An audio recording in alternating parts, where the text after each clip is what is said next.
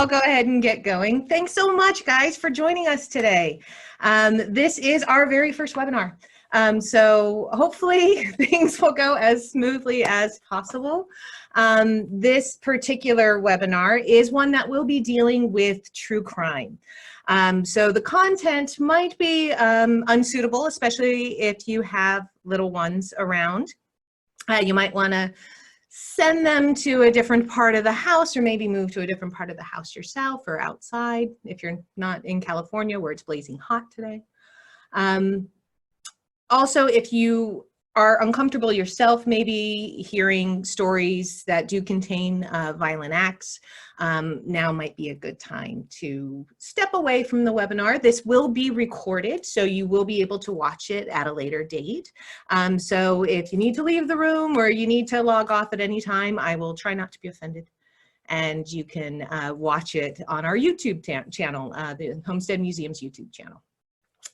A big thank you to Isis. As she said, she'll be monitoring that Q&A box and chat boxes throughout the course of the webinar. So please feel free to type questions at any time. It really helps to create more of a conversation between us. So even though we're socially distant, we can hopefully have a really good conversation surrounding the surprising roller coaster of a case that this is. One last disclaimer before we get going. I'm not a lawyer, nor am I technically a legal historian. I do have a tremendous interest, though, in legal history, especially as it pertains to women. So one of the unique struggles, however, that I had with putting this case together was that the court transcripts actually no longer exist. I was able to kind of track down a portion of one of the first days at trial in a collection for Cal State Northridge, but that's really all that remains. In California, there was a fire that destroyed a lot of court transcripts, but also there was purges that happened to where only the complaint, what the case was about, and the verdict were saved. So a lot of what happened during the course of the trial doesn't actually exist anymore. But what I was able to do was kind of piece everything together because this case in 1887 was huge. Even today, when we have stories about a female murderer, it really takes the headlines. And this case was no different. Not only was it heavily covered in California papers, but also newspapers across the United States. So for our purposes, I kind of relied mainly on the big three here in the Los Angeles area. So the LA Times, the Los Angeles Herald, as well as the Los Angeles Evening Express. So because of the way that they covered this trial, you're going to see a little bit of biasness. Certain newspapers had certain feelings over how Hattie was treated during the course of things. But hopefully one thing that will be fun for you guys is you're going to be hearing the story much in the same way that they did back in October of 1887. So unless we have any other questions or concerns. So far, there are no further questions. All right, let's begin. So the morning of October 7th, 1887. On Friday morning, the residents of this very small town that you see in this image here, which is actually Compton, not too far from Los Angeles, we're waking up to the news that a barn located at the residence of Emmeline Barbie had burned down. Now, Emmeline had passed away actually about 2 months prior to the fire. And as far as anyone in Compton knew, no one was living at the residence. Stranger still was the fact that not only had the barn mysteriously burned, but a body was found amongst the ashes. So what you should be seeing now on your screen is actually that picture of kind of the hub of Compton at that time. The street that you see here, kind of going along this path, is Lemon Street at the time. Today, this is Compton Boulevard, for those who might be familiar with the Los Angeles area. So Compton in 1887 was actually on its way to become the 8th city to incorporate in the county of Los Angeles. And it did have a growing population of about 300 people. So not a huge city by any means, but a growing one. And it actually kind of served as the main hub. That's actually the nickname for Compton, a hub city. Because it was located in, or it is located in, what is kind of the geographical center almost of LA County. And during this time in 1887, it was kind of the main thoroughfare that utilized railroad transportation. So you can see on the map here, the railroad tracks. This is, I believe, the southern line here from Los Angeles all the way down to the harbor of San Pedro. And here again is Lemon Street. So the image that you saw on the first slide was probably of this area here. And Emmeline's home and the barn that had caught on fire was actually probably just about off the map, right about here. And the road in Lemon Street was kind of the big major east-west thoroughfare. Now, when news of this barn, of the barn catching fire, was a big curiosity for a lot of the residents in Compton. So much so that by 8 a.m., a lot of people started showing up to the Barbie house to have a look around. And unfortunately, I was unable to figure out which neighbor actually discovered the body first, but we do know that during the trial, about a dozen people testified to seeing the body and described the state that it was in. So based on those descriptions, we tried to kind of recreate a crime scene image. So this is what you see this drawing of over here. And we actually know that the prosecution during the trial did the same thing on a blackboard. So the idea of drawing kind of crime scene photos or having some sort of recreation of the crime scene was already a popular thing that was happening in criminal cases like this. So we do know that the body was discovered in the northeast corner of the barn near the door, or where a door would have been if it hadn't burned down. There were also 2 doors known to be located on the in the barn. One was actually large enough, they described, to run an entire buggy through, and the other was about half the size. And they all agreed that the barn was located about 150 to 200 yards from the street. So it wasn't remote. Also, several neighbors testified to actually seeing the barn on fire, but no one bothered to look until the next morning. Now, once the body had been discovered and news had kind of trickled through town that there was this mysterious body in this barn, they held what's called a coroner's inquest. And this is to kind of determine the potential of if a crime had been committed, because no one could quickly identify who the body belonged to, what person this was, or if any kind of violent act had taken place. For as far as anyone knew, the person might have just stumbled in, drunk maybe, passed out, and the barn accidentally caught on fire. So this inquest was held to try and ascertain a few things. But unfortunately, the coroner wasn't available. He was out of town. So the justice of the peace, a gentleman by the name of W.F. Leonard, had to hold the inquest. So it didn't happen until 3 o'clock in the afternoon. People start showing up to this barn at 8 a.m. and it goes until 3 o'clock. People are walking around this crime scene kind of willy-nilly. And then finally, an official inquest is held.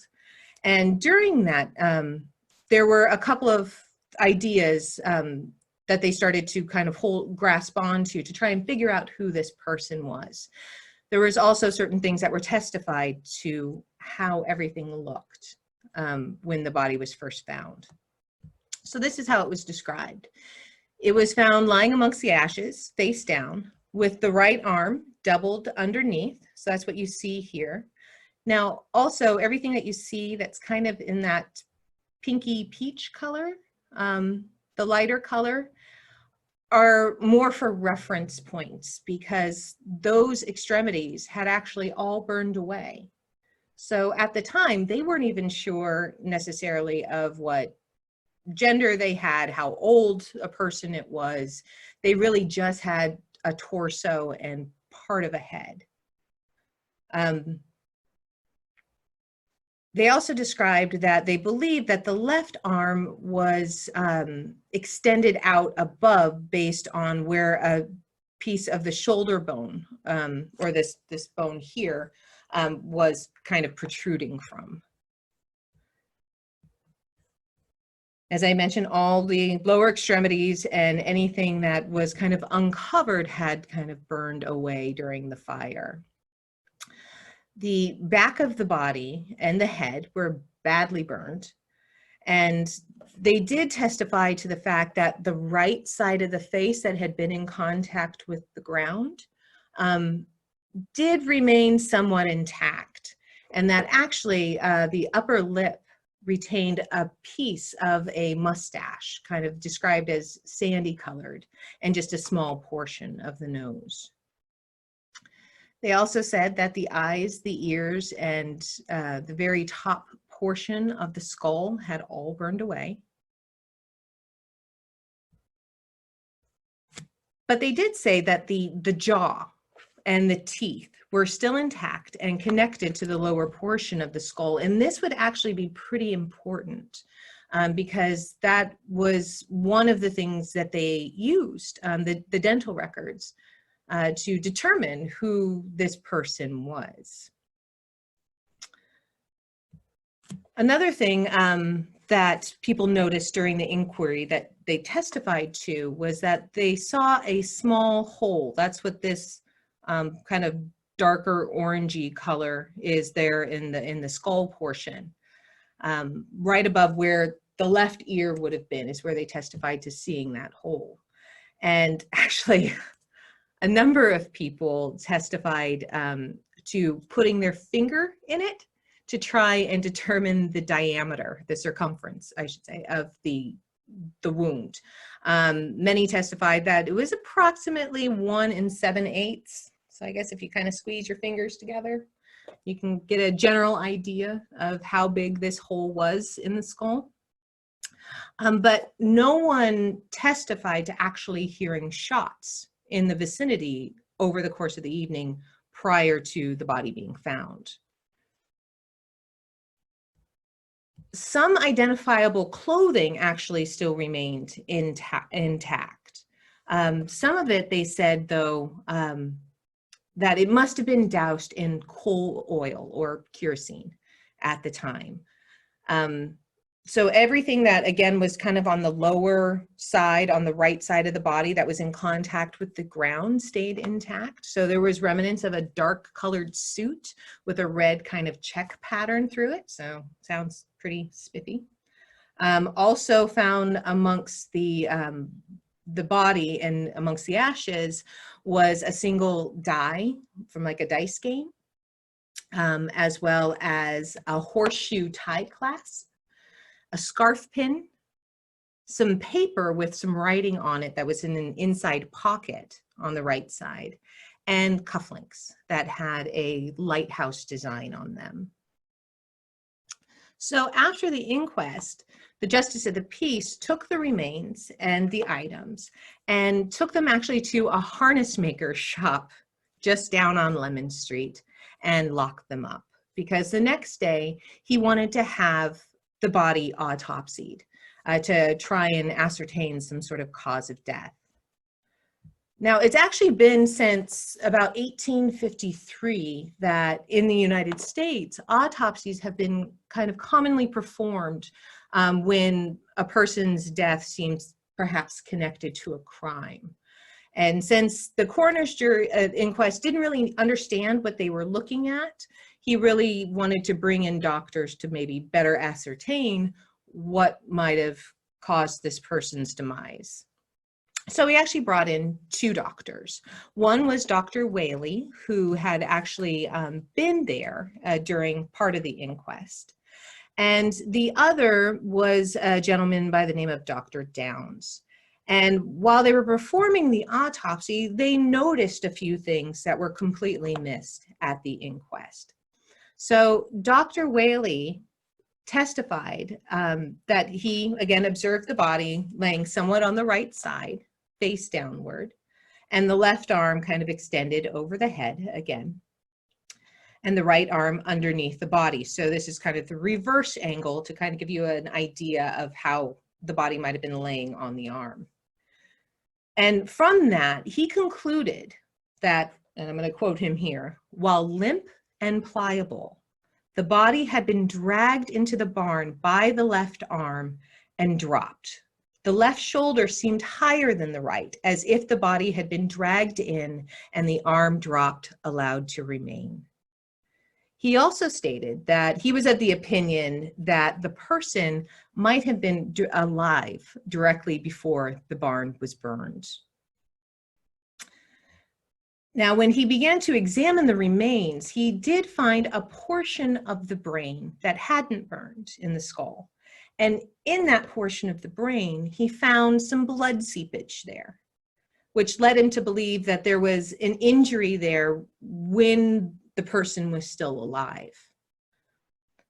Also, on the right arm and forearm, so along here, he found bruising, which he determined was possibly a struggle had taken place, and that's what caused the bruising on the arm. He also found a very deep wound. That's what this red line is here, just on the left part of the chest. And he said this wound was a very straight incision.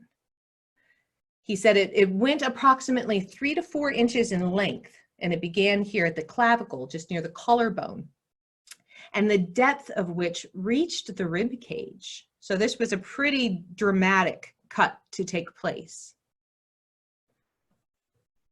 When he was asked what he thought perhaps made the wounds on the body, he couldn't really determine that.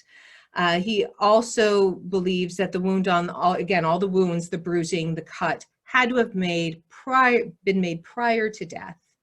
But he did concede it could have been possible that they were also made directly after. So no real time had to have taken place between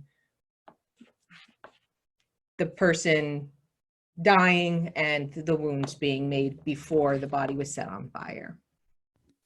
Jenny, yes, we have a question from Angie, who I think is trying to clarify. She wants to know, the police department did or did not know who lived at the location. So couldn't they identify the body that way? And well, being there at 3 p.m. would have been and the neighbors being there would have also helped identify? Well, that was kind of the big question, because the person who had owned the property, Emmeline Barbie, she was a widow and she lived alone, and she had died 2 months before. So the property had actually been vacant for some time. This is kind of a small community. There's only about 300 people living in Compton at this time. So most everyone kind of knows each other. And based on the items found on the body, the clothing style, you know, because this was a farming community, so a guy in a dark tailored suit with a red check pattern didn't really seem familiar to anyone. So they really didn't have much to go on. Also, at this time in the 1880s, Los Angeles is booming. We have a huge land boom during this time. So you have a lot of newcomers coming to the area. So as far as anyone in Compton was concerned, it wasn't a resident of Compton that it could have been. I hope that answers your question, Angie. So on cross-examination, Wells also testified that he believed that the bruising couldn't have been made by hands. So it wasn't just somebody grabbing him that caused the bruise.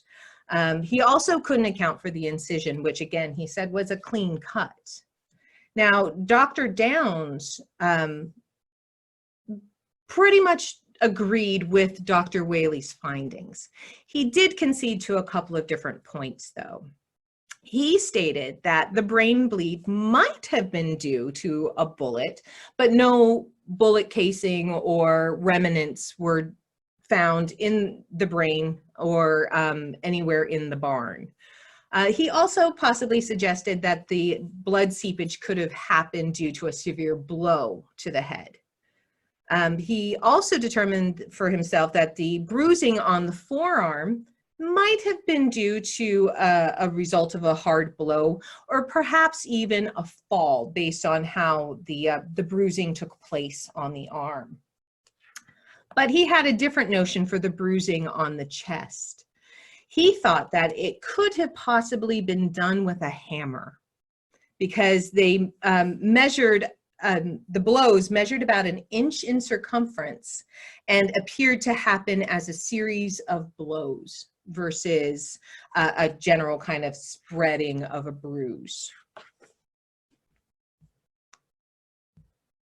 So hopefully that's clear.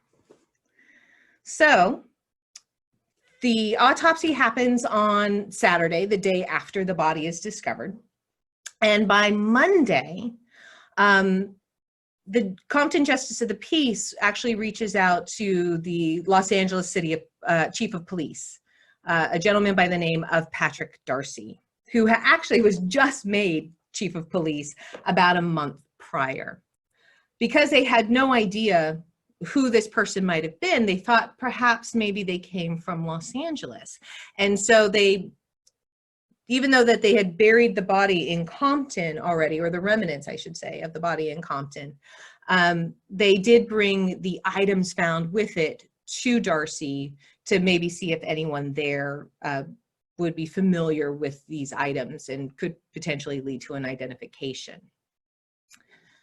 Now, around the same time that this is happening, there's a particular wife in LA that starts to worry. Her name is Mary Harlan.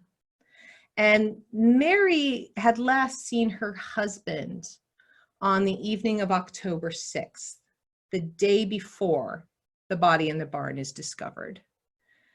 And she hadn't seen or heard from him by that Sunday, October 9th. So she's really beginning to worry. Now, Mary knew that her dentist husband, Charlie, was a gambler, and it really wasn't uncommon for him to be away for 2, 3, maybe even up to 4 days at a time. But she said that he always sent word. So she decided to ask a friend, a mutual friend, a Mr. Lockhart, to maybe go around and make some inquiries because she's really fearing the worst. She fears that there's some sort of foul play that's taken place. So Lockhart and another friend actually start going on a search for Charlie, going to known gambling halls, saloons, billiard halls, all of his kind of gambling haunts, and no one has seen him for days. So when they report this back to Mary, she remembers in the papers, she's seen this story about this mysterious barn that burned in Compton with also a body inside. And so she really fears the worst. So she sends Lockhart to see the chief of police, Chief Darcy, to see if maybe they have heard anything. They also telegraph the city of Compton to see if they can get some news about what might have been found on the body, the state of the body, any information that might have connected Charlie with the body in the barn. So Lockhart and his friend go to see Darcy, and they start to look at what was turned over to them. And they were actually able to identify the cufflinks and the necktie clasp, the pin, as belonging to Charlie Harlan. Darcy then brought out the suit remnants, and his friends knew who Harlan's tailor was. So the suit remnants were then brought to Harlan's tailor, who identified positively that this was part of a suit that he had recently made for Harlan. Soon other associates are brought in from his haunts, and they identify the cuff, the scarf pin, as well as the other items. And Harlan's dentist, a gentleman by the name of W.R. Bird, is brought to Compton at the exhumation of the body to try and determine whether or not the teeth were those of Charles Doc Harlan. And during testimony, actually, Dr. Bird is so confident that that jaw was Harlan's jaw that he says, even though I am holding it in my hand, if Harlan were to walk into this room right now, I would still say, this is the jaw that belongs to Charles Harlan. So who was Doc Harlan? He's an interesting fellow. Harlan is actually described in the Los Angeles Herald as a dentist doing business in this city. He was also known amongst the sporting fraternity as one of the most unscrupulous, cold-blooded card sharps about town. Nor did he, as reputed, retain the honor which leads a man to play a fair game. He is credited with being capable of fleecing any opponent out of his money by an unfair means known to the most skillful gamesters. The Times didn't really do much better. The Times reported, for some time, Harlan had been addicted to gambling and recently has arisen to the importance of running a skin game of his own on the upper floor of this particular block. Complaint was recently made to the police department that Harlan and associates had swindled an upcountry man out of $400, which in 1887 was quite a bit of money. And that Chief Darcy was just making preparations to raid the game when the body was discovered. So now, armed with a potential identity of this person that was discovered in the barn, Darcy starts making a lot of inquiries around town, and he hears news of a very questionable carriage ride that Harlan had taken just a few days prior to his body being found in the barn. So he finds out that Harlan actually had been in Compton just a couple of days before, even in the vicinity of the barn, in the company of a young woman by the name of Hattie Woolsteen. It stated at the time from the neighbors that they had seen this man and woman kind of riding around town in a buggy, inquiring about property for sale in the area, and that Harlan had introduced himself to the residents there as Hattie's agent, like a real estate agent, and stated that she was actually looking to buy some property. So now that he knows that of his last whereabouts, Darcy wants to find out a little bit more about Hattie Woolsteen. So he starts to investigate who Hattie was. Now, question, Jenny? Yep. Linda wants to know, where was the wife from? Indiana. Actually, both Harlan and his wife had come out from Indiana about 8 years before. And then he actually set up shop as a dentist, even though he didn't go to school to become a dentist. He studied under another dentist, and kind of the same way as like reading law, you could do that at the time without having the formal training. But they were originally from Indiana. Now, Hattie had come from Illinois in January of 1887. She was a young woman, about 21 years old, and she had come with her sister, Minnie. Such great names, Hattie and Minnie.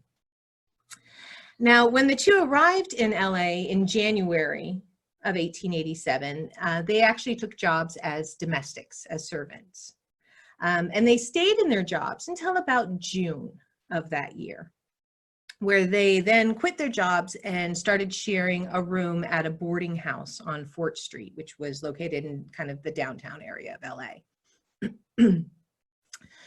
And she had gone in January or February to see a dentist about getting some dental work done. She needed a tooth pulled, and she had actually gone to Dr. Bird first.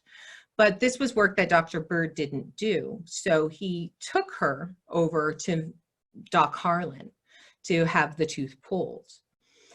And a whirlwind romance seemed to have taken place, because when asked by Darcy in regards to their relationship, Hattie said that by July of that year, so just a mere 6-7 months later, the two were engaged.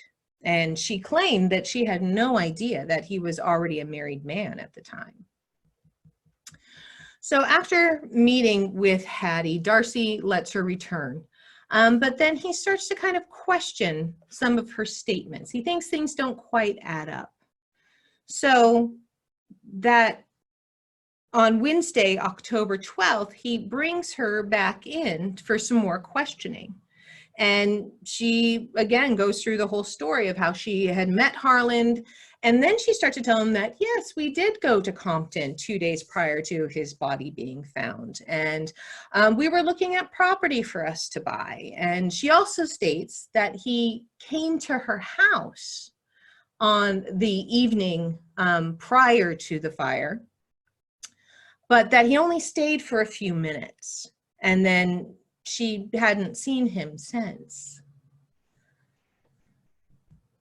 Now, Darcy still doesn't feel good about this explanation. So around midnight that same day, he decides to have Hattie return to the office for a little more questioning. And he actually keeps her in his private office. She's not interrogated in any special room or around other policemen. She's kept in his private office under guard. And at the time, as time kind of wears on, he also has Hattie's sister, Minnie, brought in for questioning. And he asks that their belongings, their trunks, the police pack up their belongings from the boarding house and bring them to the station as well. And they're kept there for several days. By Friday, October 14th, Minnie is finally released from police custody, but she never had any charges filed against her. But Hattie was still being held. And this really didn't sit well with people, because here was this young lady kind of being restrained against her liberty, and no charges were being filed. And this was going on for now 3 days. So the Herald actually stepped in, the newspaper, and they said, always alive to the interests of the public, concluded that Darcy had held Hattie long enough. And the newspaper actually hired a lawyer to sue out a writ of habeas corpus, which basically means like produce the body in Latin, which is a court order basically demanding that a public official, such as the chief of police, deliver an imprisoned person to the court to show a valid reason for that person's detention.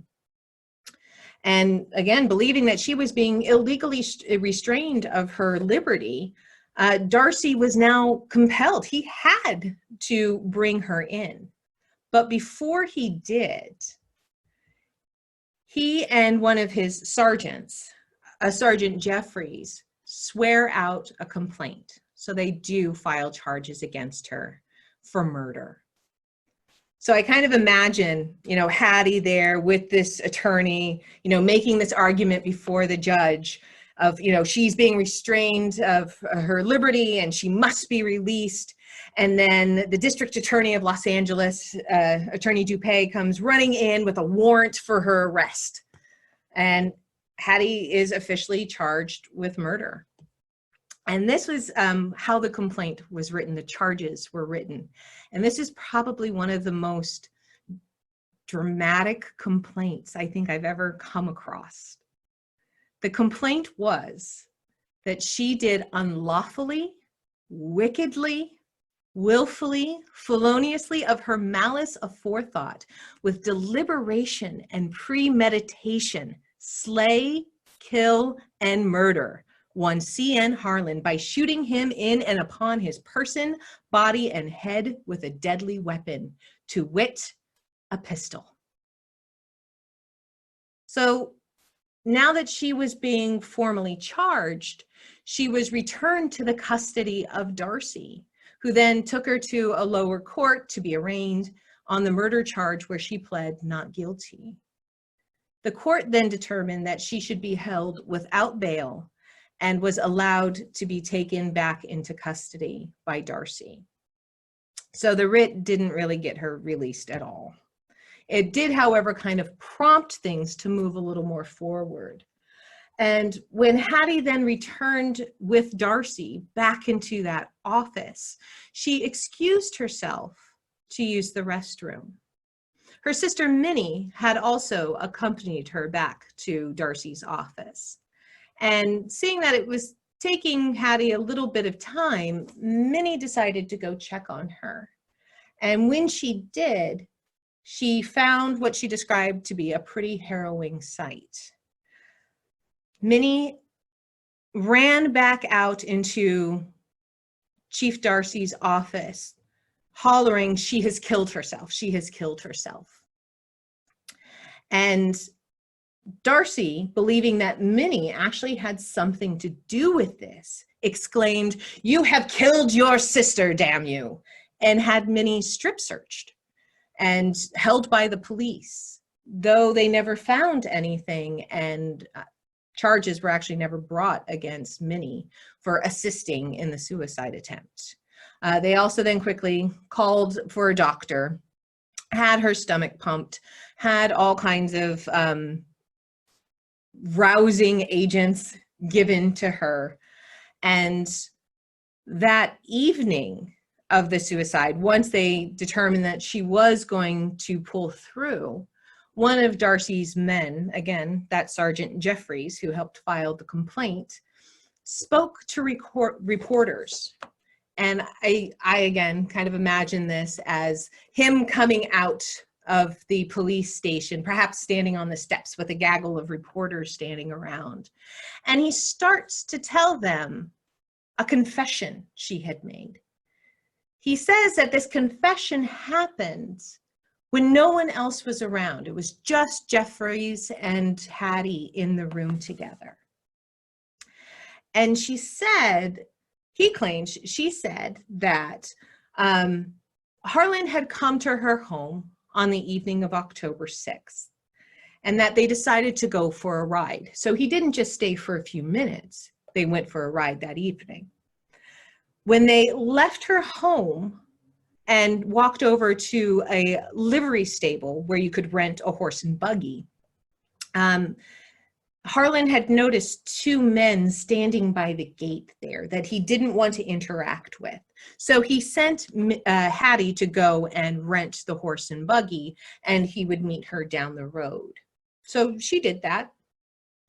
And when this was actually, let me show you a picture of the style of buggy that she rented. So this is called a piano box buggy. So you can get an idea of how large this buggy was. because it'll play an important part in the case. So they go for a ride in this buggy, and when she approaches 8th Street west of Pearl, they get into this huge fight. He states that she reproached Harlan for his duplicity, that she had actually known he was a married man, and that under the promise of marriage, he had seduced her. And he was not willing to fulfill his promise, so that she demanded that he act like a man. And Harlan, moved by this statement, said, "Hattie, I have acted badly. I am married, but I will now suffer the punishment of my sin. I die now." He then proceeded to shoot himself with his revolver. Very melodramatic way to go. Hattie said that she didn't know what to do. So she remembered Miss Barbie's barn and decided to drive the remains to Compton. So you can imagine her in this buggy holding Harlan upright with one arm while driving the horse with the other all the way down to Compton, which is a good maybe 10, 15 miles from LA. And that she dumped the body there and set the barn on fire. She then cleaned the buggy and cut out a piece of the window curtain, so that back piece there that had been splattered with blood and brain matter. And she, washed the rest of the buggy and returned it the next day. Now, he also then proceeded to tell reporters that she made a second confession. Now, this was the same as pretty much as version 1, except that instead of Harlan killing himself, Hattie claims that she killed him, but it was a complete accident. That she had actually taken a gun from her own pocket in an attempt to make him come to terms, and that there was a struggle, the gun went off. She didn't mean to kill him, but again, she was frightened by seeing what she had done, so she drove the buggy to the barn, doused it in the coal oil, the kerosene, and set it on fire. Jeffries then tells the newspaper, Ben, that after telling this second story, this confession, the second confession, she proceeded to ask him, which one is the most likely to tell effectively in court?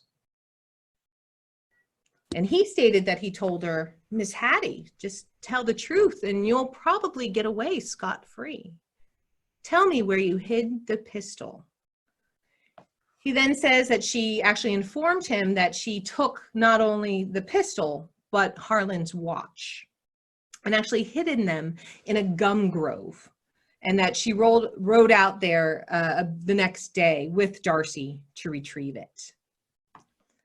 Now, the Herald reporters don't actually believe that Hattie committed the crime the way the police said.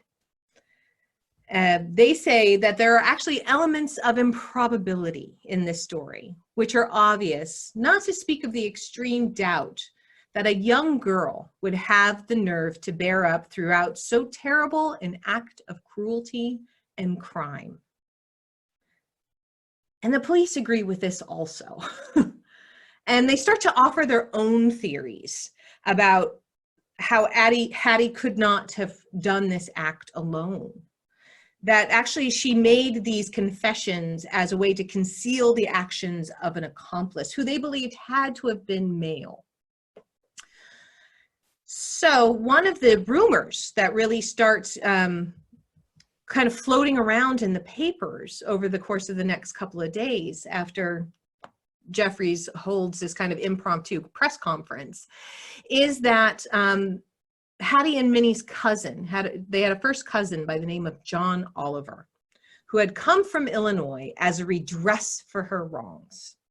That he spent a good amount of time gambling and had an altercation with Harlan, giving him 3 days to do right by Hattie.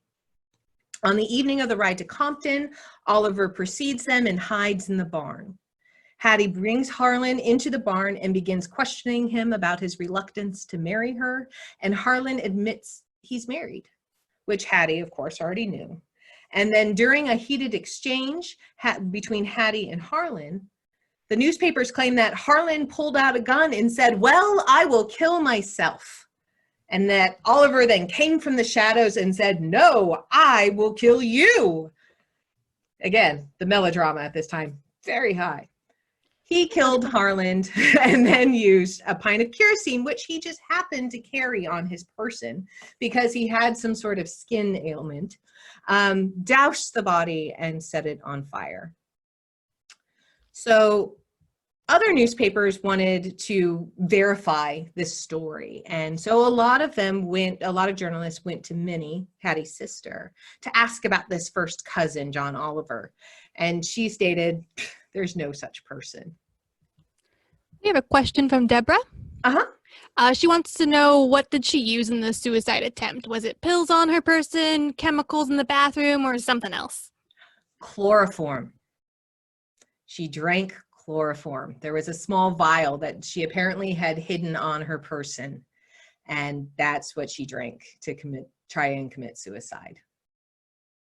Minnie actually later on would testify in court that it wasn't the first time she tried to commit suicide using chloroform.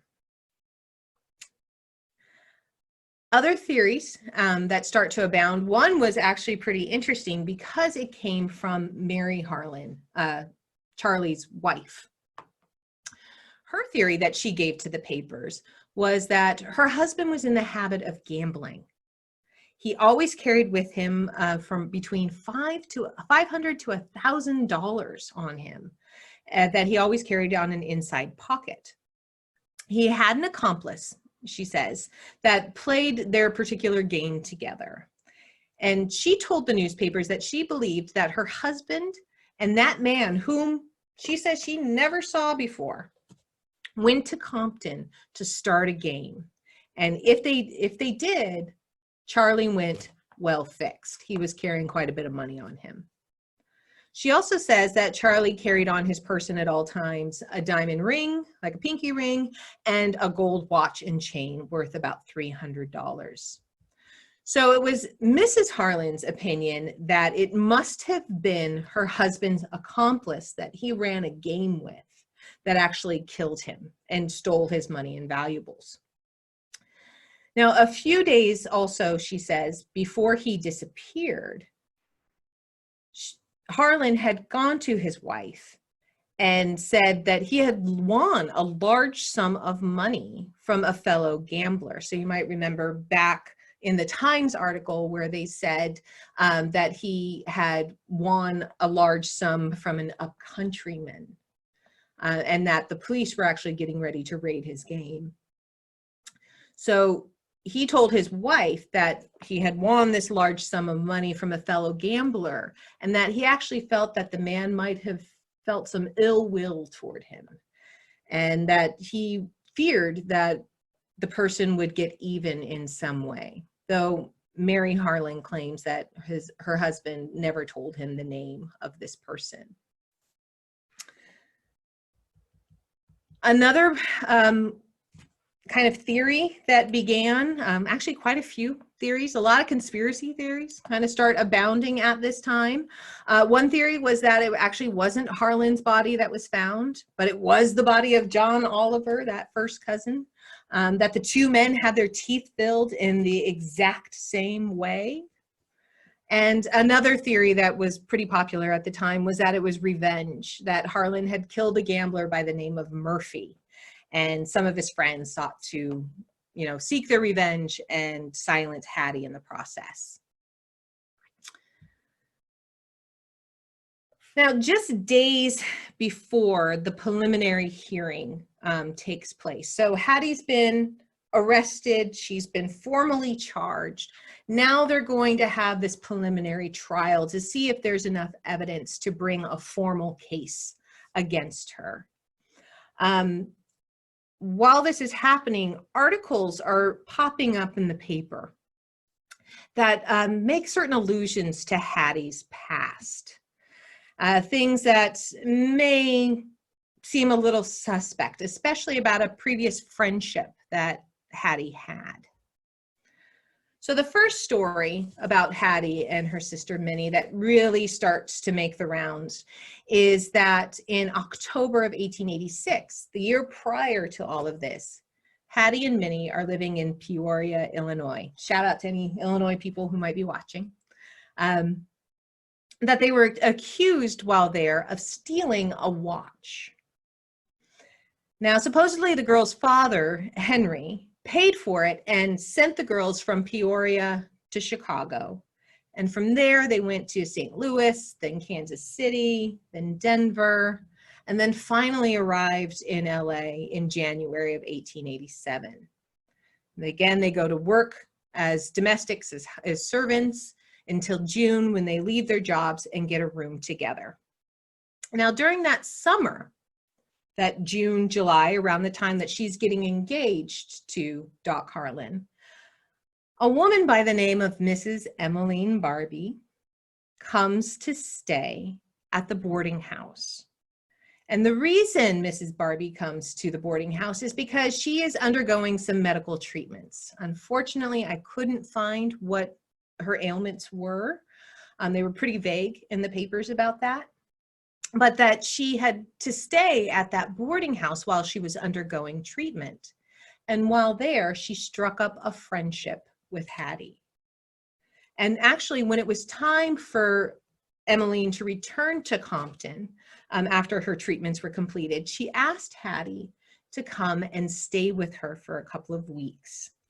Hattie agrees, and she goes and she's there for about 2 weeks, from about the end of June to beginning of July. Now, by the beginning of August of 1887, Emmeline is back in LA for, again, some of these undisclosed treatments. But on August 9th, Emmeline is extremely ill at the boarding house. And Dr. Hagen, who was the health officer of LA at the time, is called for. And he, because of Hattie's friendship with Emmeline, relies on Hattie to help provide her with comfort. But unfortunately, no comfort could be given to Emmeline, and she passed away. It's later testified to that Emmeline had a school bond that she carried with her that was worth about $1,000, again, a large sum of money in 1887. And that on the day of her death, 2 women cashed in that bond at the Farmers and Merchants Bank in downtown LA. Though the bank tellers could not testify with any certainty to the description of the women that cashed the bonds. So not only are these stories really starting to make the rounds about Hattie in the press, 2 very important men of the time also take notice. And these are 2 attorneys. One attorney, G. Wiley Wells, this gentleman here on the left, and Stephen White.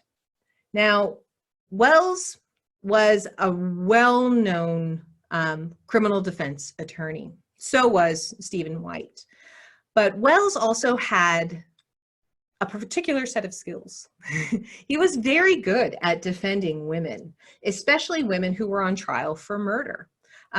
There was another case that happened in LA about 6 years prior to this, where a woman was on trial for shooting her former boyfriend dead in the streets of LA, that he had promised to marry her, then seduced her, and she killed him in front of a full view of witnesses. And he was able to actually get her off. She never served any time. He was able to defend her based on not guilty by reason of insanity. Stephen White, as I mentioned, was also a well-known defense attorney. And at the time, he was actually a California state senator and acting lieutenant governor of California. These 2 men would actually shape Hattie's case in a very different direction. So the preliminary trial finally begins, and there is a huge parade of witnesses that are called by the prosecution. The prosecution calls about 45 people. And the courtroom is so packed with kind of curious onlookers that not all the witnesses could even fit into the courtroom at the time. So the first several days of the preliminary exam, they're bringing person in after person in to testify to the body being found, what it looked like, what was found with it, all the identification of the body. They even bring in a pawnbroker that knew Harlan, the bartender at this billiard hall he would go to, all kind of identifying different pieces of Harlan's past. And even Harlan's wife testified, though her testimony was rather brief, and really she only testified to the personal effects again and the fact that she hadn't seen her husband for a few days. But the press took particular note of Mrs. Harlan, which kind of jumped out at me as I was kind of researching this case. They noted that she wore a heavy veil in court, but that she hadn't actually been dressed in mourning, meaning she wasn't dressed in all black. And again, this is happening less than 20 days after her husband has been found, his remains have been found in a burned out barn. So the press really took note of this, that this maybe perhaps seemed a little odd. They didn't make any judgments on it. Like, no reporter said, curiously. They just stated the fact that she wasn't actually dressed in mourning. Others also testified that one was Hattie's dressmaker that said that Hattie had come to her to ask to borrow a gun because she needed to kill a snake. The owner of the livery stable where the buggy was rented from also testified that Hattie was the one that rented the buggy. They did not see Harlan with her. And this was actually the interesting thing, because through this parade of witnesses, only one could testify to ever seeing Hattie and Harlan together. And that was Harlan's assistant, Dr. Shim, who said that he had seen Hattie in the office for a couple of times. But otherwise, people kind of struggled with identifying Hattie as being the woman that was seen with Harlan in Compton. Even those Compton residents were like, yeah, I'm pretty sure that might have been her. But because the conversations were brief, they didn't really think much of it.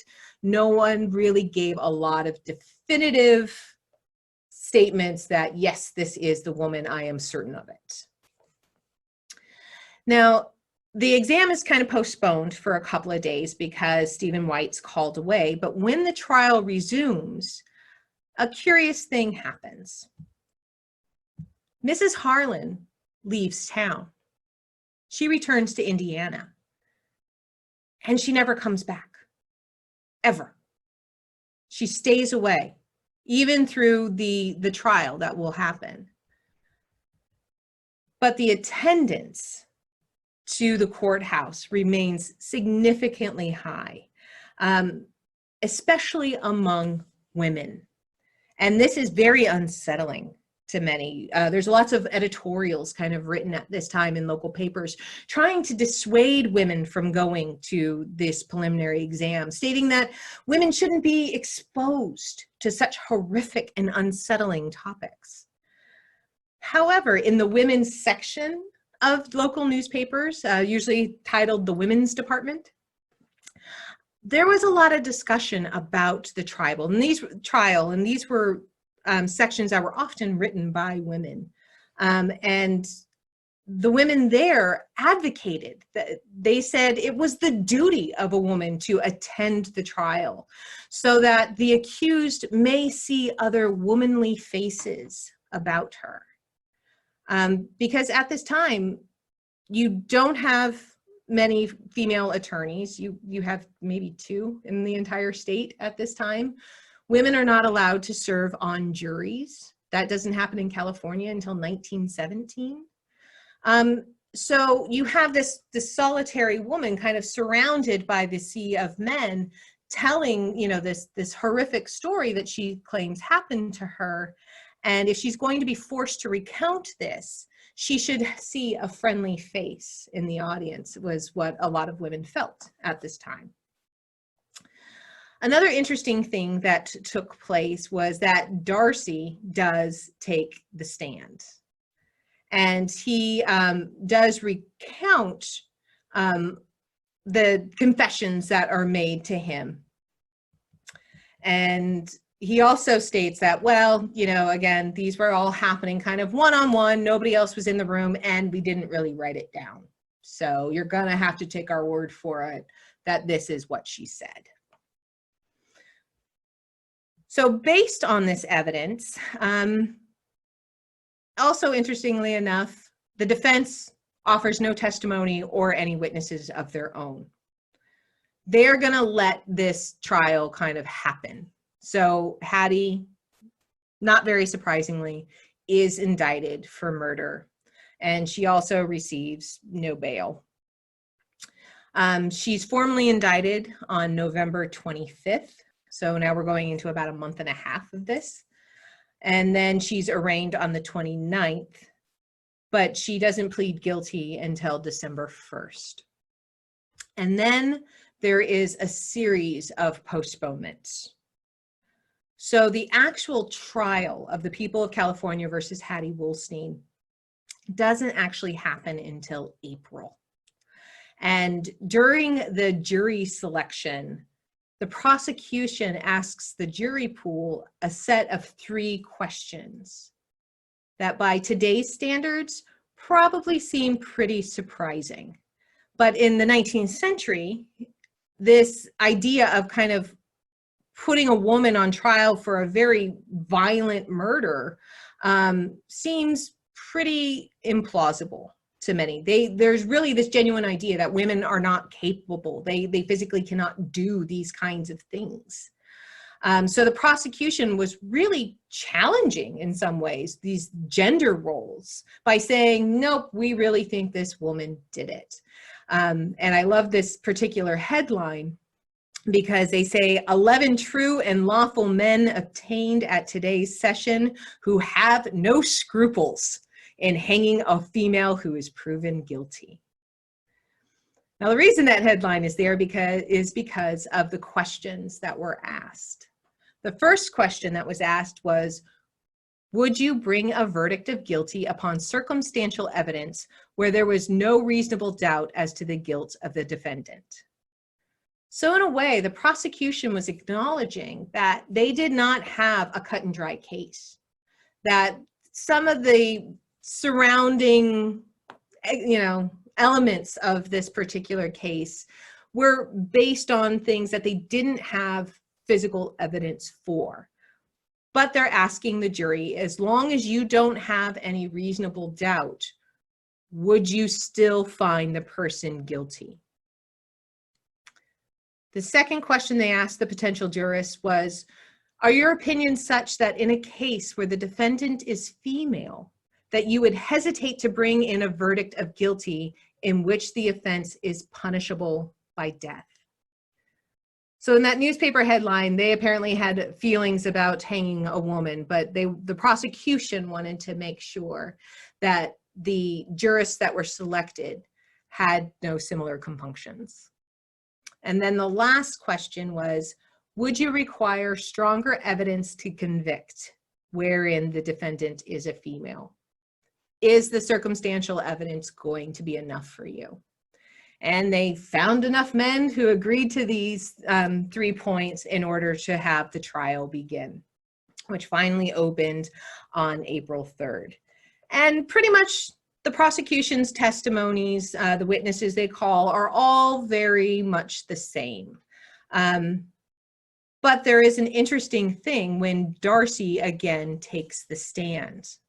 He takes a stand on April 7th. And now he is the former chief of police, Darcy. As you can see in this headline, it says ex-chief of police cross-examined all the afternoon. Darcy was actually dismissed as chief of police in January of 1888 after serving less than 4 months. The chief of police at this time is appointed by the Los Angeles City Council. And so it was a lot of who you knew. And one of the rationales that the council gave for his dismissal was the fact that they felt he wasn't tough enough on crime. That, you know, crime was still very rampant in the streets, and they were going to find somebody else who could deal with it. So when Darcy does take the stand on cross-examination, he is then asked by the defense attorneys about some pretty important legalities that Darcy kind of failed to take into consideration. The first is that they question whether or not he sought warrants. Did he sign out a warrant for the arrest of Minnie when he had Minnie brought in way back on that October evening? Did he have a search warrant executed for bringing their belongings into the police station? Which he says, no, I didn't. I didn't really think about that. And the reason the defense is asking about things is because we have constitutional rights, and those kind of flagrantly go against the Fourth Amendment to the Constitution for unlawful search and seizure. They then ask him also, if you stated in your testimony that Hattie had actually confessed to the crime on that very first night that you had her in your office, why did you hold her for 3 additional days without charging her with anything? You know, a writ of habeas corpus had to be filed before you actually charged her. And the reason they're asking this is, again, that those constitutional rights of due process. You have the right to be informed of what you're being charged with.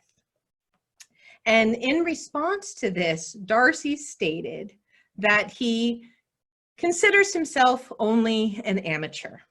I do not consider that I have had a large experience as a police expert. And he definitely didn't. Actually, most of the police in Los Angeles at this time didn't. There was no police academy at this time. Los Angeles doesn't get its first police academy until 1924. Policing at this time is not a profession, really. It's very haphazard. So anybody, any guy coming off the street could go into the police station and say, hey, I want to be a cop. And as long as you met certain criteria, you could be admitted as an officer. But they didn't really get a lot of training in terms of what was legal under the law, apparently. So in some ways, Darcy really was only an amateur. Jenny, we have a question about the wife again. Okay. So from Linda. So she knows his wife lived in Indiana, and then he came to LA to start a dentist practice. Did he leave his wife in Indiana and then meet Hattie and start a relationship with her?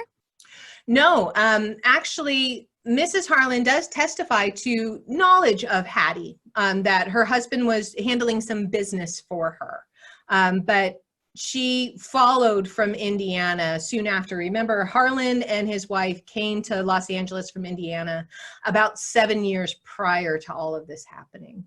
Okay, and then the second part of her question says, I thought she indicated he was missing for a few days before the wife questioned the police. So then he only knew Hattie for a few days? No, remember, Hattie tells the police that they were engaged from July, that they had met sometime in January or February when she had a tooth extracted by him, and that soon after they started a relationship, and that he proposed to her in July, actually July 4th. But then he ends up dead by October of that year. So hopefully that clears that up. But good questions, keep them coming. So Hattie's defense decides that really with the lack of warrants, with the questions around due process, that really Hattie's confessions shouldn't be admissible. And so the court actually determines that the confession needs to be thrown out. So really the big kind of culmination of the prosecution's case is Hattie's confession, saying that she either shot him herself or that he shot himself. Any connection to her and his death are now thrown out because of the circumstances in which they were gained by the police. So because of this, the prosecution really doesn't have much of a case anymore.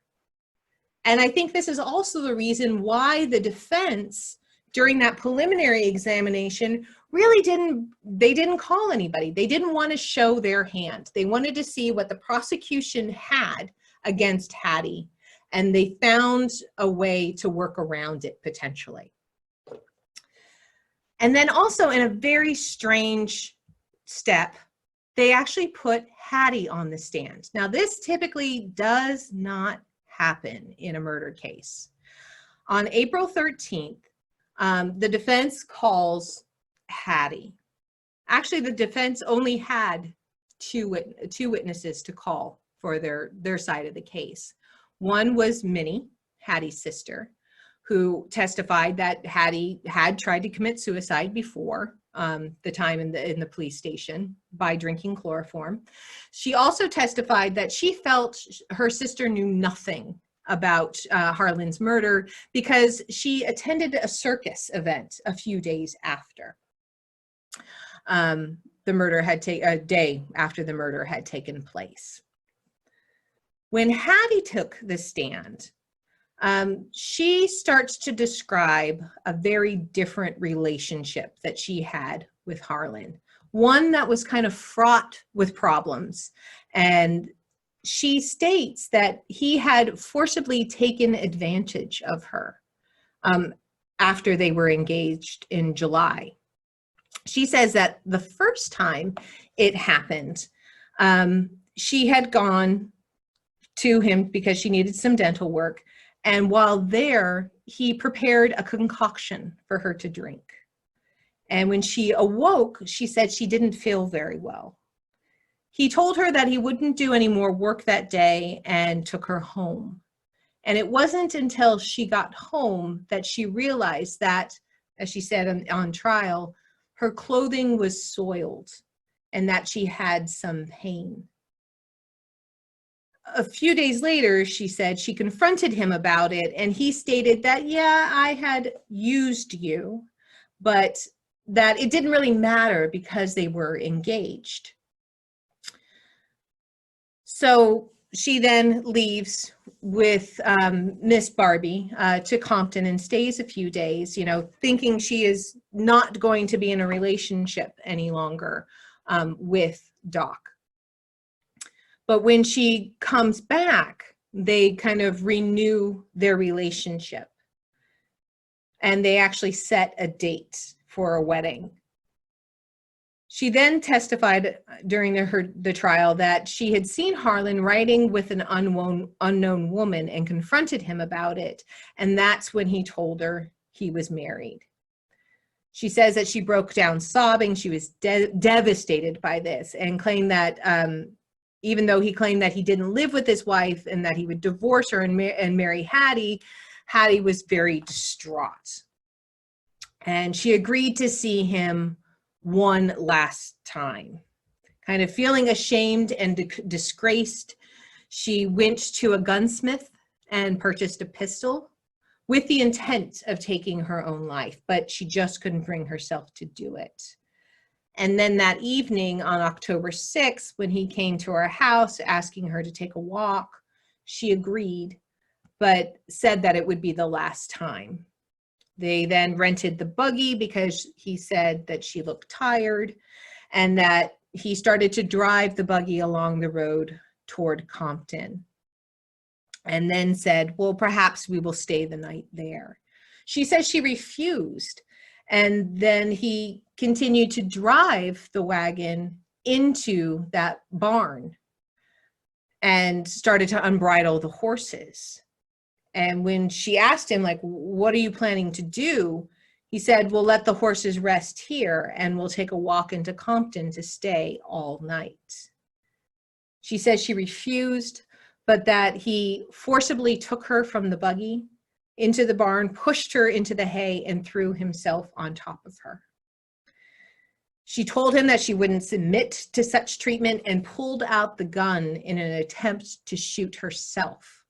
But in the struggle, the weapon fired 3 times, and the last time the bullet struck him, she didn't know where. She also testified that she accidentally set the barn on fire because she lit a match to try and see where Harlan's body was, and seeing what had been done, dropped it in the hay. Now, most of you might be thinking, well, she just confessed to the murder.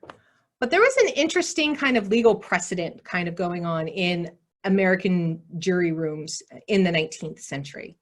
There was this concept of the unwritten law.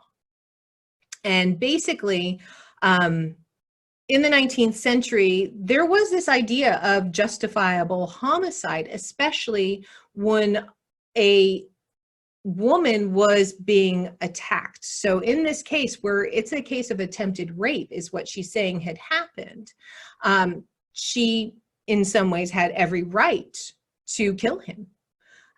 Oftentimes in some of these unwritten law cases, you can kind of find sporadically in courtrooms across the United States during this time, the murder is sometimes done typically on behalf of a male member of the family, killing a seducer of his wife or daughter or sister or something like that. So if they could prove that the guy was kind of like a libertine, was basically a scoundrel, and the woman was a virtuous woman prior to this, that his death was kind of brought on by his own actions. So after 11 days of actual testimony in the actual trial of the people of California versus Hattie Woolsteen, it all kind of comes to an end. And the prosecution is really struggling because the majority of their case, that confession, is thrown out. So when closing arguments begin, the prosecution is really trying to kind of keep their focus on Hattie.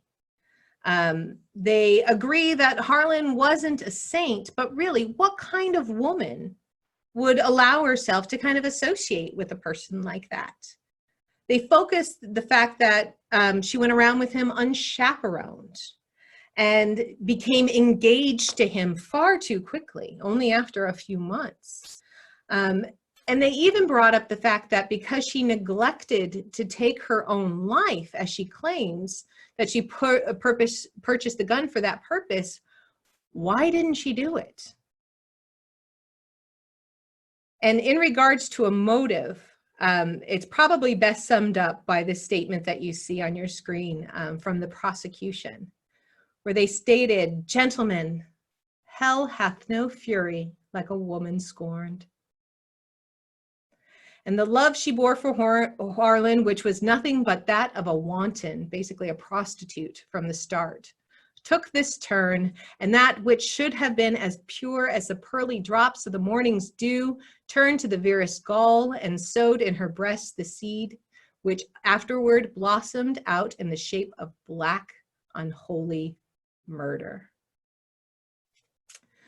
So they brought out that old chestnut of hell hath no fury like a woman scorned. So basically, though he wasn't the greatest guy, we really shouldn't let this woman, this type of woman, get away with murder. Now, the defense took a slightly different turn. Instead of focusing on Hattie and what she did confess to doing, they decided instead in their closing arguments to kind of draw more attention to what the prosecution failed to do. All they needed to do was create that reasonable doubt in the minds of the jury. And so they decided to kind of bring up some circumstances that were brought up during the trial that weren't addressed by the prosecution's case. They also brought up the fact of Mrs. Harlan. They asked, now where is Mrs. Harlan?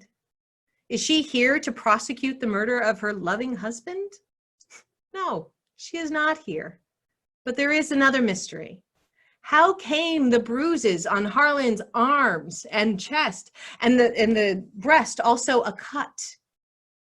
It's not our duty to explain this, though there are many reasonable suppositions.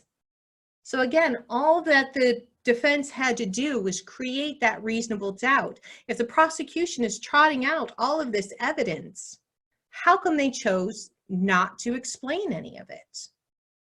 They simply say that Hattie went riding with Harlan. They got into an argument. She either shot him in the barn or outside the barn and somehow dragged the body in by herself. So, what's your verdict? Now it's your turn. So after hearing all the various elements of the case, let's see what you decide. ISIS is actually going to put up a poll and see if you guys come to the same conclusion that the jury did in 1888. Yep, so the poll's now available. It'll be down at the bottom if you don't see it yet, where next to the Q&A. And feel free to vote. And if you're watching from Facebook Live, if you feel like putting a guilty or not guilty or undecided vote in the comments, I will add them to our poll. So we're just going to give just a couple of seconds here to allow people to respond to that. How many think was guilty, not guilty, or undecided?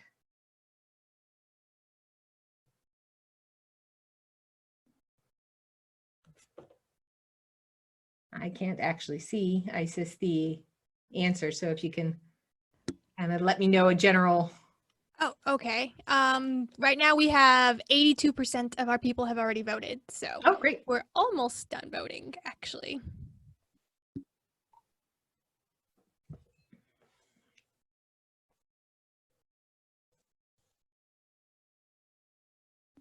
Okay, I'm going to give it 10 more seconds because the votes seem to have slowed down, and then I will publish the poll.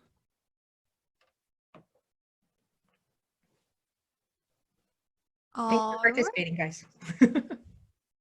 So I'm sharing the results, and it looks like 29% of you said guilty, 60% said not guilty, and 11% said undecided. Okay. So let's see what they did decide in 1888. They decided, I'm going to close that Hattie was actually not guilty. She was again a free woman, and they took only 10 minutes to decide. So I think the jurists had pretty much made up their mind probably as soon as the confessions had to have been thrown out, as soon as they were inadmissible, that there just didn't seem to be enough to actually convict Hattie on. Now, what do you think the public's reaction was to this? We'll kind of take a minute. ISIS has another poll just to see what you think the public actually thought about Hattie being found not guilty. All right, the next poll is up. Were they cheering in the streets? Justice had been served? Was there a lot of anger? How could things have gone so wrong? Or maybe everybody just thought, everybody will forget about it in a couple of days.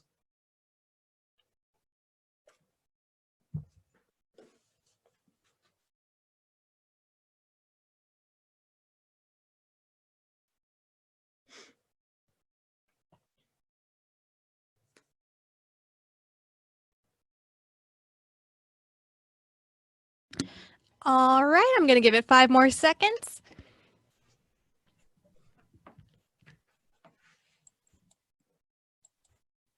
All right, so in the end, we have 26% say cheering in the streets, justice has been served, 53% say anger, how could things have gone so wrong? And 21% say, meh, everyone will forget about it in a few days. All right. Well, it does seem that there was probably some mixed feelings over this. Actually, when the verdict was announced, it was reported that in the courtroom there was an outburst of applause, which was difficult to suppress by the officers of the court. And then even after the judge had discharged the prisoner and the courtroom was cleared, the crowd filed out, but instead of dispersing, they gathered around the doorway where they waited until the released girl made her appearance. She was then greeted with cheers, and as she was driven away, another cheer was given. And this was the last scene of the trial was finished. But I don't think everyone felt this way, because even a few days later, after the trial had finally ended and the reporting was starting to kind of dwindle away, there was an editorial that was published in the Times. And it was titled, "She Should Take Short Drives." And this was in response to an article that had been published stating that Hattie had been in physical and mental weariness as the course of the trial has taken great effect on her. And it was this person's opinion that she should probably take a few short drives. Maybe one that ended near the gum grove where the watch and gun were buried, or perhaps another one to the home of an old friend. Maybe as far as the Barbie place, where the surroundings and the pleasing recollections of an old lady friend who died rather suddenly will have a tendency to give the necessary tone to her mind. One of the most scathing, I think, is the last statement that they gave that said, "A prompt attendance at all fires, as I am informed that the contemplation of a building in flames has a soothing effect on the nerves of some people when everything else fails." So not everyone, I think, was in support of Hattie being found not guilty. But what did happen to Hattie? Well, actually, the Herald did kind of a follow-up story about 7 years later. In 1895, there was this report that Hattie had married a railroad man by the last name of Austin and was living in Indiana. Some even question if she and Mary Harlan had befriended each other. And that this news came from a mutual friend of Hattie and Harlan, who had kept in touch with Hattie after the trial. But it seems like this particular story was a false one, because when I started doing some digging to find out what had happened to Hattie, I came across a very different record. This is actually a record of a death certificate for a Helen Perry. But if I zoom in here, you guys might be able to see this a little bit better. You'll see that Helen here, whose maiden name was Garvin and whose father's name was Woolsteen, both born in Illinois, I was able to, in the process of kind of researching Hattie and what I could find out about her, this all matched the census records and things I could find on Helen Perry, who was living in San Francisco. So Hattie, it seems, never actually left California after the trial. She just moved up north, where she started going by the name of Helen and married a gentleman in San Francisco. And she actually died on Christmas Day in 1929. As far as I know, there was no other cases or suits brought against Hattie Woolsteen or Helen Perry. And it seems that she kind of went on about her life, kind of under an assumed name potentially, to kind of distance herself from the one-time celebrity of the case. That actually brings us to the end of the story. Before we go, does anyone have any last questions, comments, anything that this made them think about? You can kind of open it up for more questions. Yeah, and I have just a few things to address. Alan, your questions was a number question, so I typed the answers out to you so you can see that. For those of you who are using the chat room to discuss, if you want to discuss with the other attendees, when you are typing, drop down the thing from all panelists to all panelists and attendees so that everyone may see your message if you would like. And we have a question from a numbers name. It's Okay. just straight numbers. It says, what happened to the Dr. Harlan's wife? I don't know. I really tried to dig deep to find some sort of information after she left and went back to Indiana. She just kind of falls off the record. So unfortunately, women's history is something that hasn't been, I'm going to say it, not as valued. So sometimes tracking women in a historical record can be really tough. But if anyone finds out, oh, how I'd like to know what she did. Steve says, it looks like Helen was married. George Perry was listed on the death certificate. Yep, she married George Perry in San Francisco, actually in 1892. So a couple of years before that article appears in the Herald in 1895. So again, I think maybe it was a way to kind of distance herself from this story as people were kind of revisiting some cases of Los Angeles, some of those big celebrity type stories. So maybe she just thought this was a way to throw people off her track. And then we have both Allison and the number username asking, what happened to the sister? Minnie, it seems, stayed in Los Angeles. She did marry. She had children. And she seemed to have lived a very normal life, actually living until like the 1940s. She's actually buried in a cemetery near downtown LA. And how did you get interested in this story? It's just one of those fascinating cases, I think, especially when it's crime of the 19th century around women. There isn't a lot written on it. There's a couple of books, there's some great scholarship that has been done, but for some reason it's not a story that we like to talk about. We want to think about, women at this time as being kind of in a bubble, not having a lot of movement or motion. But this is what's really interesting about the time period of this particular case, is that this is all happening also as a reemergence of the women's suffrage movement is starting again in the United States. And there's this real look towards independence. And it starts to kind of ask this question of, are women going too far?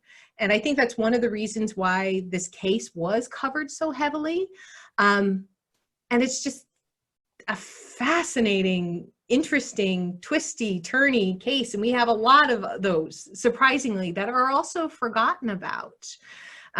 We have one that I'll be doing again next month. So if any of you are interested in hearing another one of these kind of surprising LA cases involving women, I'll be doing one on May 24th, Sunday also at 2 o'clock. The Mysterious Death of J. Belton Kennedy, which actually takes place in the 1920s. So this is a storyline that kind of continues as we look at women and crime during the 1830s through the 1930s. All right, so Chris says this was wonderful, and he just asked, will you present any more stories? So we have that next one on May 24th, and we also will have more virtual programming that'll be available. We'll have something else next Sunday as well. And then Alan asked, is May 24th going to be held at the Homestead Museum? The answer is no. They will be digital probably for a little while longer. Yeah. Other comments that are just very sweet. We have Teresa saying, thank you so much. This was excellent. Oh, thank you, Teresa. And then we have Deborah saying, this was fascinating. Thanks for offering us this opportunity. Absolutely. Happy to do it. We have another question from the number. They want to know, did Hattie have children, and do they know of their mother's history? That's a great question. I don't know. there aren't really many books or anything written about this case. There's one book that's more recent scholarship from a professor in the LA area, but really no one's covered this case in a great length. So she did have children. She actually had 5 children. As far as I could track, a lot of them, died around the 1970s, 1980s. They would have been born around the turn of the century-ish. But I have no idea if they knew of their mother's legacy. Maybe that was one of the reasons she changed her name. Timothy says, so good, thank you. April says, loved it, thank you. It was well done, great presentation. Then we have some more questions. Allison asks, how did you find this story, or what led you to this story?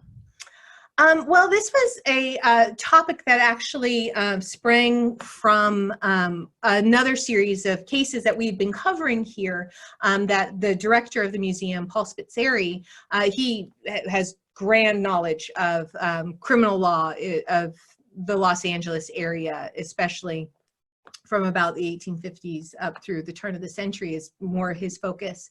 And it was a series called Curious Cases that we did.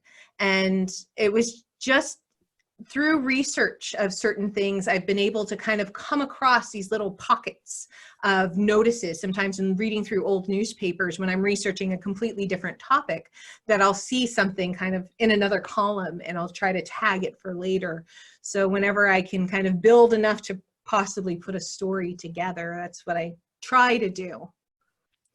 All right, and Anne Hernandez wants to know, are you an attorney, or what is your background? Yeah, as I said at the top, I am not a lawyer. I am not a legal scholar. I am a historian. I have a degree in history. And I've always been kind of interested in the intersection of gender studies and legal proceedings, to just kind of see how those things have changed and in ways have not changed over time. And I think true crime also is a great way to kind of dive into that and kind of investigate that a little bit further, because so much around this case also had to deal with kind of gendered stereotypes of the time and how in some ways we were kind of unintentionally pushing against that. Linda says, very interesting. Thank you very much. Well done. Thanks, Linda. Amanda asks, do you think Hattie was involved in the murder? I assume she means you personally. Okay, this is just my opinion. I think Hattie knew something. If we go based on what the autopsy report said, what the doctors testified to, it does seem like a very violent death Harlan had.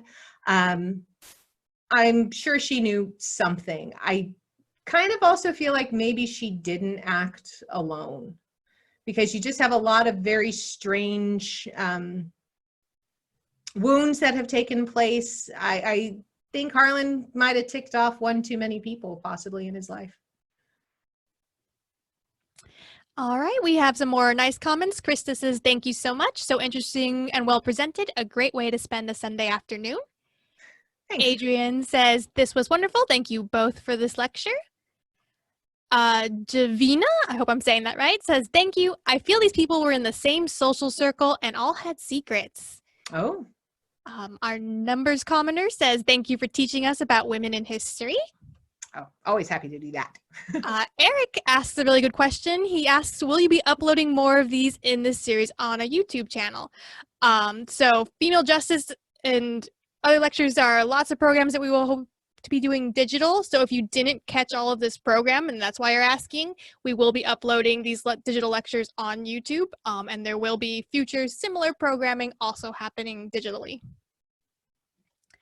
And Beverly says, this is my first experience with web, loved it, and thanks, Jenny, you were great. Where are the cookies? I know what Beverly that is. Yep. Thanks so much, Beverly. And I wish I could, hopefully we'll be able to share in some cookies soon. Amanda says, fascinating, well-researched presentation. Thank you. Welcome. Donna says, thank you so much for this knowledge. Craig and Ellen say, Hattie, get your gun. And Steve says, good to see both of you. Thanks, guys. Are there any other final comments or questions? All right. If not, thank you guys so very much for attending our first webinar. I hope you had a good time and thought we did a good job. If not, still let us know. You can email me directly also if you have any questions that kind of pop up in your minds as you're hopefully ruminating on this case a little bit. Also, we will be sending a follow-up evaluation email, so if you could please fill that out just to let us know how we're doing and how we can bring better programming to you, especially on this online platform that we're on now.